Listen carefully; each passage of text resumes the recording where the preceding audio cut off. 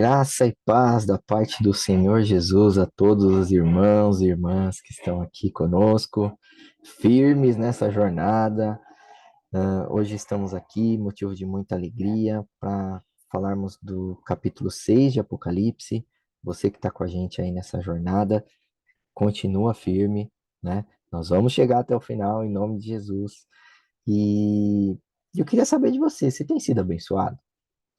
Ó, não sei se você tem sido, mas eu posso te dizer uma coisa: eu tenho sido muito abençoado, né? Só o fato de ler a palavra do Senhor, buscar o entendimento de Deus, as revelações do Senhor a respeito do livro, tem sido muito gratificante, tem me abençoado muito, e tem sido motivo de muita alegria para mim, em relação às experiências com o Senhor e com o Espírito Santo de Deus. Espero que contigo esteja acontecendo tudo da mesma forma. Não tenho dúvida, se você se engajou aí nessa jornada, não tem outra forma a não ser Deus falar contigo, Deus te revelar, Deus te abençoar. Amém? Então vamos lá, capítulo 6 de Apocalipse. Hoje eu vou fazer um pouquinho diferente. Eu não vou compartilhar a tela, ler, porque eu acho que essa primeira etapa fica uma etapa meio pesada, meio cansada. Eu vou direto aos versículos. Então, eu vou pegar ali versículo a versículo, eu vou ir lendo e na sequência eu já vou explicando, falando com os irmãos aquilo que o Senhor for me dando. Amém? Então, o que nós precisamos ter em mente? Nós, desde o começo, começamos a falar de algumas sessões, né? Que o livro de Apocalipse está dividido por sessões, e a partir do capítulo 6 agora, nós temos o início da última sessão, né? Essa sessão, que é a quarta sessão, que vai então do capítulo 6 até o capítulo 22. E o que nós encontramos nesses capítulos que estão por vir? É a última sessão, né, como eu já disse para os irmãos, e nela nós começamos a ter conhecimento em relação ao plano de batalha de Jesus. Esse plano de batalha, ele vai acontecer então do capítulo 6 ao capítulo 22. Nesse início, ou nessa sequência dessa jornada agora que vai se dar do 6 até o 22, nós vamos ver os 21 juízos de Deus, então a abertura dos sete selos, sete trombetas, as sete taças. A gente vai falar também sobre o reino milenar, sobre a igreja gloriosa, vamos falar sobre a nova Jerusalém, vamos falar a respeito de eternidade, né? Então, o que é importante sabermos a respeito desses juízos? Juízos são numerados, são sequenciais, e conforme nós vamos lendo, compreendendo, entendendo eles, a gente vai ter em mente que o livro de Apocalipse ele vai se tornar um mapa, uma sequência de acontecimentos, né? Então, os fatos, os acontecimentos que vão se desdobrando, eles partem do início da grande tribulação, e quando eles começam a acontecer, a gente já sabe de antemão quais eles são, né? Então, todos aqueles que estão nessa jornada aqui, que estão com fome e sede da palavra de Deus, não vai ser pego de surpresa. Por quê? Porque ele já vai ter conhecido essa revelação de antemão, né? E saberá, como é uma sequência, pô, depois desse acontecimento vem aquele outro, depois aquele outro vem aquele outro, e assim por diante, né? Então, isso, conforme os acontecimentos vão se dando, gera então na igreja um aumento do poder, né? Um aumento da autoridade. A igreja se enche de autoridade, se enche de sabedoria para poder enfrentar, né, tudo isso que vai se discorrer aí, tudo isso que vai acontecer. Então, importante a gente saber também que esse plano de batalha ele se diferencia de duas formas. Primeiro, nós vamos ter os capítulos cronológicos, que são capítulos que estão organizados ali através de eventos que de fato acontecerão literalmente, né? E sem entendermos isso e a sequência, é, a gente vai falar assim, poxa, mas é muito chocante, isso vai gerar medo, vai gerar ansiedade, é coisa muito intensa, é coisa muito ruim que vai acontecer, apavora, né? Mas para que não fique dessa forma, Jesus ele vai dando algumas pausas ali na revelação, né? Então, vem um capítulo cronológico, na sequência vem um capítulo de explicação. E então esses capítulos de explicação que estão entre os capítulos cronológicos, eles servem então, tem por objetivo responder perguntas ou dúvidas que tenham ficado em relação ao capítulo anterior. Então, devemos ficar muito atento, né? Porque senão a gente faz uma leitura corrida sem essa compreensão das demarcações em relação a essas diferenças, a gente meio que se perde na explicação, né? Então é importante a gente ter essa visão que acontece exatamente dessa forma. Falando especificamente do capítulo 6, que é o capítulo que nós estamos estudando agora, o capítulo 6 ele tem uma ênfase muito grande em relação ao início da grande tribulação e a abertura dos 6 primeiros selos. Então, quando o Cordeiro, que é Jesus, isso nós vimos no capítulo 5, toma o rolo da mão daquele que está sentado no trono. Ele começa a quebrar os selos, ele começa a abrir, então, e aí aquele conteúdo que está dentro do livro começa a ser revelado, fazendo uma conexão com o que nós acabamos de ver. Somente Jesus, somente o Cordeiro é o que tem autoridade para abrir os selos, né? Então, o capítulo 6 é o princípio do que nós conhecemos como grande tribulação, Apocalipse 6, Mateus 24:15, é basicamente a mesma coisa, né? Então, quando Jesus começa a falar lá em Mateus a respeito da abominação, da desolação, de eventos catastróficos, começa a dar detalhes da cidade de Jerusalém, que o anticristo começa a exigir adoração, que ele começa a deflagrar ali as tribulações, perseguição, é a mesma coisa. É o Apocalipse 6, Mateus 24:15, até convido depois você a ler Mateus 24, ler o capítulo inteiro, né, para você, 24 e 25, para você começar a fazer essas conexões. Então, quando a grande tribulação a começar, ela vai ser um período de tempo, né, onde ela vai ter uma duração. Quando a gente conecta isso com o livro de Apocalipse, então nós estamos falando de Apocalipse 6 até Apocalipse 19, né? Então, ou seja, uma maior parte do livro de Apocalipse está descrito aqui, né? E ele está descrito, ele tem um tempo, né? São 3 anos e meio, ou 1.260 dias, ou 42 meses, né? Ou a gente encontra na Bíblia a descrição também falando de tempo, tempos e metade de tempo. Tudo isso está relacionado à, à grande tribulação. E o livro de Apocalipse por si só, ele é um convite, né, irmãos? Ele é um convite. A gente vê muita palavra venha, né? E não é diferente no capítulo 6, porque logo no início do capítulo 6, versículo 1, versículo 5, versículo 7, a gente vai encontrar então essa palavrinha venha. A palavra venha, convite de Deus para nós, para que a gente possa entender, interagir, cooperar com aquilo que Deus deseja fazer. Então, enquanto o livro for só uma informação para nós, a gente perde de vista o real motivo e o sentido dessas revelações. Mas a partir do momento em que eu me insiro dentro dos acontecimentos e eu começo a entender o meu papel, começo a entender a minha responsabilidade quando esses eventos começarem a acontecer, e eu ver que literalmente algumas pessoas vão morrer. E se ela morrer com Cristo, ela vai para a eternidade com o Senhor. E se ela morrer sem Cristo, ela está condenada para sempre, né? Então isso gera em nós um sentimento de engajamento para que a gente possa colaborar com o Senhor naquilo que é a missão de espalhar o reino de Deus. Então, venha, né? Qual que vai ser a sua resposta a esse convite? A minha é: eis-me aqui, Senhor. E eu espero que você também tenha essa resposta. Apocalipse 6, verso 1 e 2. Então, é o primeiro selo. Então, vi quando o Cordeiro quebrou o primeiro dos 7 selos, e ouvi um dos 4 seres viventes dizendo, como se fosse um som de trovão: venha. Vi então, e eis que um cavalo branco, o seu cavaleiro tinha um arco, e foi-lhe dada uma coroa, e ele saiu vencendo e para vencer. Quando o primeiro selo, então, ele é quebrado, nós temos o retrato aí de um cavaleiro, irmãos. E o que é esse cavaleiro?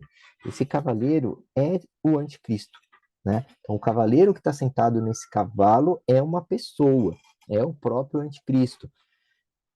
Nós tivemos uma aula no estudo temático de Apocalipse, falando a respeito do anticristo. Então, convido você, vai lá no nosso canal, vai lá no YouTube, procura a nossa playlist do estudo temático. Lá tem uma aula específica falando do anticristo. Lá você pode ter maiores detalhes do que é o anticristo, seu papel e etc. Então, quando então o cavaleiro do cavalo branco de Apocalipse é revelado aqui, a gente vai ver que ele tem uma missão, ele tem algumas características, ele tem algumas ferramentas que irão ajudar a ele cumprir essa missão dele. Um cuidado que nós devemos ter é que há dois cavaleiros sentados num cavalo branco, descrito em Apocalipse. Esse do capítulo 6, que nós acabamos de ler agora, e o cavaleiro do cavalo branco do Apocalipse 19. Eles, por mais que sejam parecidos, eles são muito diferentes, né? Apocalipse 19 é a representação de Jesus, porque ele é tratado como o Rei dos Reis e Senhor dos Senhores. Ele tem muitas coroas e ele tem o poder para julgar as nações. Somente Jesus tem esse poder. O cavaleiro do cavalo branco do Apocalipse 6 parece em alguns aspectos, mas ele tem algumas questões de diferenciação que são muito importantes. Primeiro, ele tem uma ferramenta aqui que é um arco. Para que serve esse arco? É para apavorar, para fazer guerra, para oprimir, né? Essa ferramenta serve para ele executar a missão dele, o propósito dele. Ele possui somente uma coroa, enquanto do Apocalipse 19 tem muitas coroas. O que significa que ele tem uma coroa? Significa que ele até tem algum tipo de autoridade, né? Mas, pelo número de coroas aqui, a gente vê que essa autoridade ela é limitada. Ele tem uma missão. Então, quando ele começa a cavalgar, não é para dominar as nações, né? Ele até tem a descrição aqui que ele sai vencendo para vencer. Então, ele recebe poder do diabo e autorização do próprio Deus para perseguir os santos e até para vencer em algumas situações. Mas isso é momentaneamente. O texto segue e no verso 3 e 4 diz assim: ó, quando o cordeiro quebrou o segundo selo, ouvi o segundo ser vivente dizendo: venha. E saiu outro cavalo, que era vermelho, e ao seu cavaleiro foi dado poder para tirar a paz da terra e para fazer com que os homens matassem uns aos outros. Também lhe foi dada uma grande espada. O cavaleiro vermelho não é uma pessoa. Cavaleiro sentado no cavaleiro sentado no cavalo vermelho, né, irmão? Não um cavaleiro vermelho. Esse cavaleiro não é uma pessoa, mas ele é uma representação de algo que vai acontecer. Então, vamos às características aqui desse cavaleiro. Poder, né? Está descrito aqui que ele tem poder. Foi dado para ele algum tipo de autoridade aqui. Para quê? Para ele poder tirar a paz da terra. Fazer guerra mesmo. Fazer com que os homens se desentendam e começam a matar uns aos outros, né? Ele tem uma espada. Então significa o que que é espada, irmãos? Se não para promover guerra, se não para promover desordem, para praticar violência, né? Então ele vai estar, o anticristo, numa missão aí de uma campanha para subjugar os judeus, para maltratar os cristãos. Ele tem o interesse em expandir o império dele, né? Você acha que ele vai ser unânime? Não, ele não vai ser unânime, né? Ele vai liderar uma coalizão que vai ter ali um número de nações, mas ele vai estar sempre tentando conquistar mais. Ele vai estar sempre promovendo o conflito ali para tentar aumentar o poder dele. Isso a gente vê detalhes no livro de Daniel, Ezequiel 38 também. Então, eu queria convidar os irmãos para terem mais detalhes a respeito dessa campanha que o anticristo vai estar inserido e que ele vai estar promovendo, a gente encontra nesses dois livros que eu acabei de citar aqui. Quando a gente fala do terceiro selo, ele está ali na sequência, né, nos versículos 5 e 6. Quando o cordeiro quebrou o terceiro selo, ouvi o terceiro ser vivente dizendo: Venha. Então olhei, e eis que um cavalo preto, e ao redor do seu cavaleiro com uma balança na mão. E ouvi que parecia ser uma voz no meio de quatro seres dizendo: Uma medida de trigo por um denário, 3 medidas de cevada por um denário. Não danifique o azeite e o vinho. Então, o cavaleiro que está no cavalo preto também não é uma pessoa, é uma representação da crise econômica que vai acontecer, né? E com essa crise econômica haverá muita fome. Então, há uma missão desse cavaleiro que é liderar essa crise, que é para promover essa crise, uma crise de grandes proporções, né? Então, o que a gente vê lá, por exemplo, a fome que acontece hoje na África, aquelas pessoas desnutridas e tudo mais, passando fome, até morrendo por conta disso, é, é, não vai chegar nem aos pés, né, do que vai acontecer aí na grande tribulação. Então, vamos detalhar aqui o que, que é uma medida de trigo para um denário. Denário é a representação de um dia de trabalho. A pessoa vai trabalhar o dia inteiro para ganhar uma porção de trigo, né? O que, que é uma porção de trigo? É a refeição, é uma refeição só, né? A gente faz aí, algumas pessoas fazem 4 refeições, 3 refeições. Você vai trabalhar o dia inteiro para ganhar uma porçãozinha que vai equivaler a uma refeição só. Agora imagina, irmãos, hoje tem pessoas que não podem trabalhar por conta de uma doença, por conta de uma limitação, enfim. Como que essas pessoas irão trabalhar para ganhar essa porçãozinha aí? Não, então é daí onde vai começar as pessoas a passarem dificuldades, a morrerem por conta da fome, né? Então, uma enorme crise vai se desencadear a partir daí. Quando a gente vê 3 medidas de cevada por um denário, a cevada, ele é um alimento muito pior quando a gente olha para o fator nutritivo do que o trigo. Então, as pessoas vão trabalhar o dia inteiro para ganhar uma porçãozinha de cevada, né? Era para comer 4 vezes por dia, vai comer uma porçãozinha de cevada que nem tem um valor nutricional muito grande, né? Por isso, a questão aqui de não danifique, né? Não danifique azeite nem vinho, porque as pessoas vão ter que, de certa forma, evitar o desperdício, não desperdiçar, porque vai ficar sem, né? Então, toda a humanidade vai estar inserida nesse contexto de dificuldade, de crise, de fome, o anticristo ali ameaçando, promovendo guerra, fazendo desordem, conquistando, destruindo, e ele vai ter sim algumas conquistas, irmãos. E aí a gente vê então, o crescimento dessa opressão, o crescimento da fome e o crescimento do desespero. Na sequência, no verso 7 e 8, tem então o quarto selo. Então, quando o cordeiro quebrou o quarto selo, ouviu a voz do quarto ser vivente dizendo: Venha. Vi então, e eis que um cavalo amarelo, e o seu cavaleiro se chamava Morte, e o inferno estava o seguindo. Foi-lhe dada autoridade sobre a quarta parte da terra para matar a espada, pela fome e com a mortandade e por meio dos animais selvagens da terra. Cavaleiro do cavalo amarelo é o cavaleiro que se chama Morte, também não é uma pessoa, é a representação das mortes que ocorrerão nesse período, né? E das pestes que irão acontecer, das doenças e etc. Então, a missão dele é bem específica. Quando a gente olha assim, ó, matar a quarta parte da humanidade, significa que 25% das pessoas vão morrer, né? E por que que as pessoas vão morrer? Porque o anticristo vai querer que elas morram mesmo antes delas se converterem ao Senhor Jesus.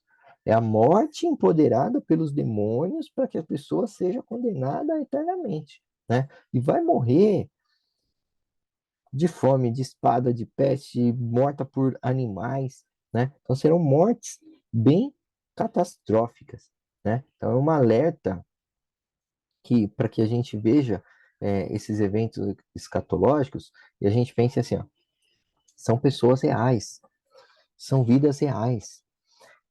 Não é apenas uma informação que está sendo dita aqui, isso de fato vai acontecer.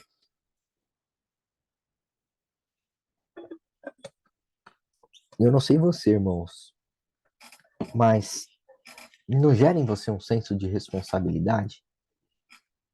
Não gera em você um fervor missionário para que as pessoas possam ser alcançadas através da palavra e tenham um tempo de se converter e de conhecer e decidir pelo Senhor Jesus antes que tudo isso aconteça? Porque depois da morte não haverá decisão. Depois da morte é a condenação, né? É a consequência. Mas enquanto há tempo, há esperança, há expectativa e a situação ela pode ser mudada.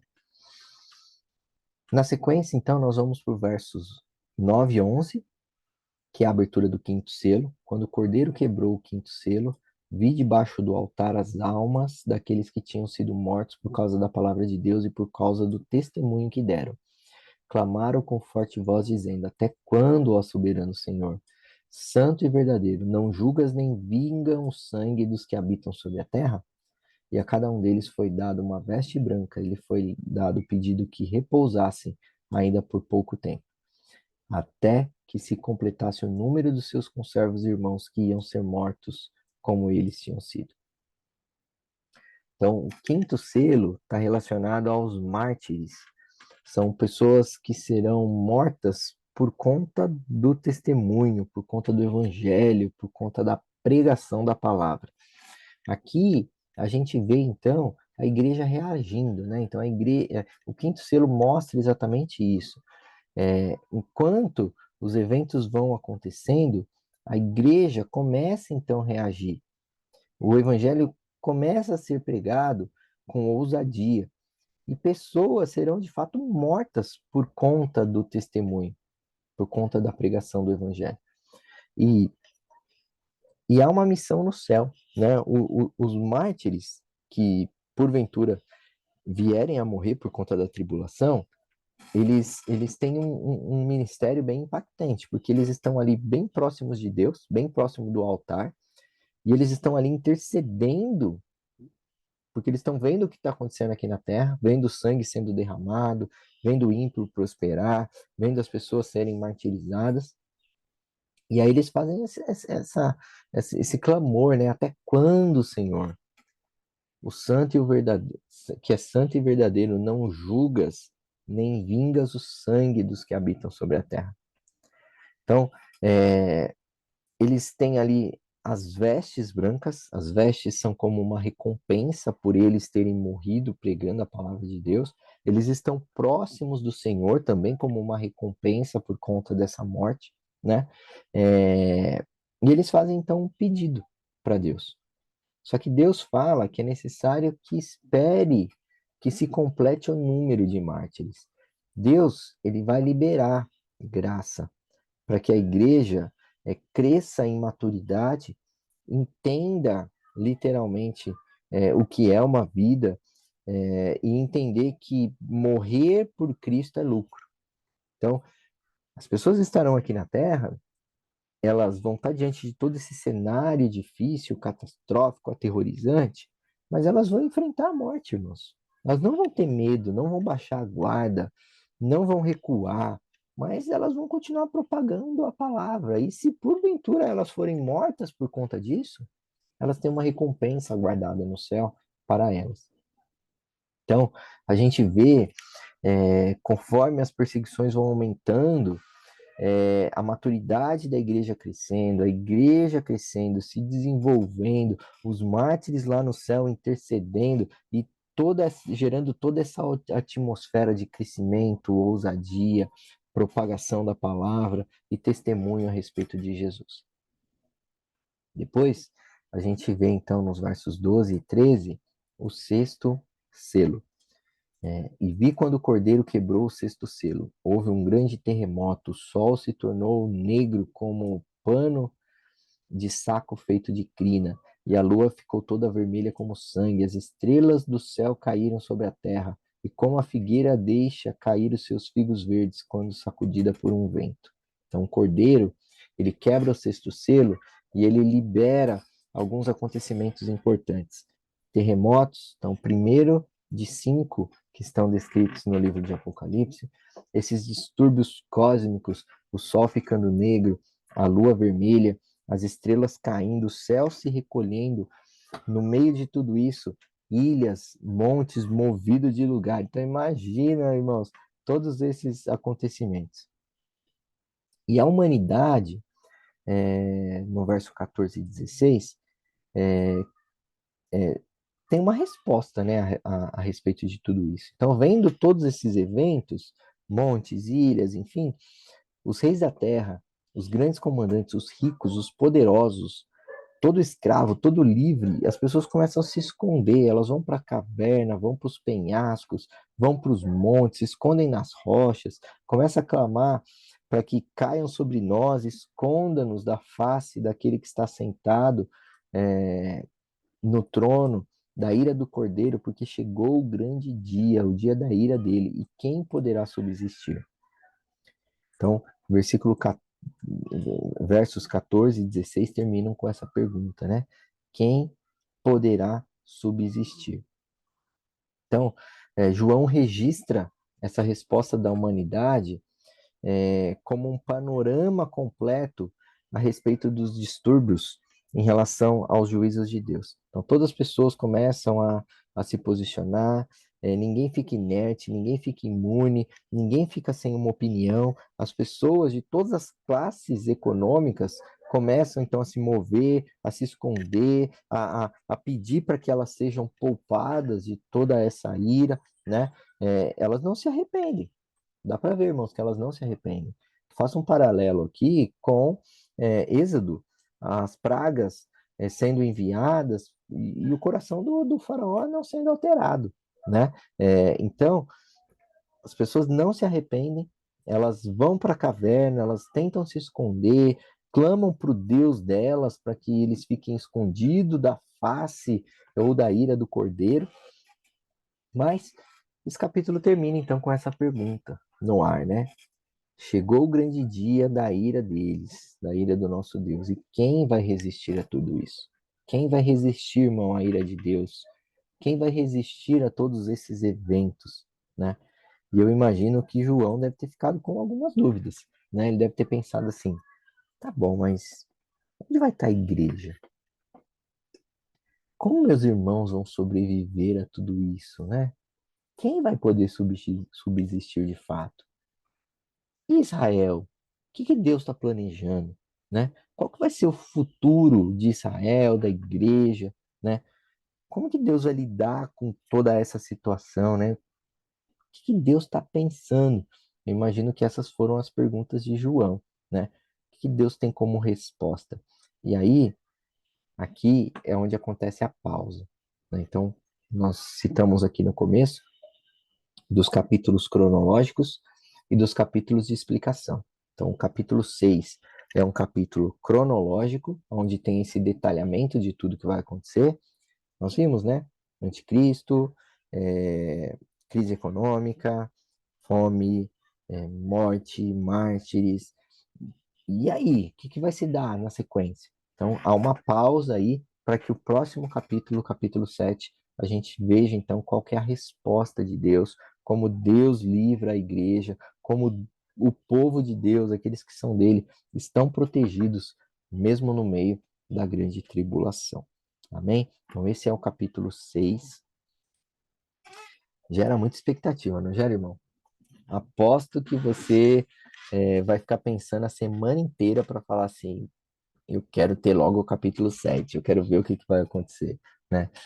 Bacana do livro de Apocalipse que é isso, né? Vai gerando em nós, como aquela série, como aqueles filmes, né? Que você quer assistir até o final, quer ver o que vai acontecer depois. Essa é a expectativa que gera em nós. Amém? Então, queria desejar para você uma ótima semana, que Deus te abençoe, continue firme nessa jornada, compartilha o vídeo, curte, comenta, assim o YouTube vai entender que esse vídeo é relevante, vai espalhar esse vídeo para mais pessoas assistirem, e isso vai se tornar uma grande bênção, né? Nosso propósito, irmãos, é fazer com que a palavra de Deus chegue para o maior número de pessoas. E você é uma dessas pessoas que tem a responsabilidade, né? Você tem esse papel, tem essa missão de fazer isso acontecer. Deus abençoe a sua semana, graça e paz da parte de Jesus. Até a próxima semana, se Deus quiser. Amém? Deus te abençoe.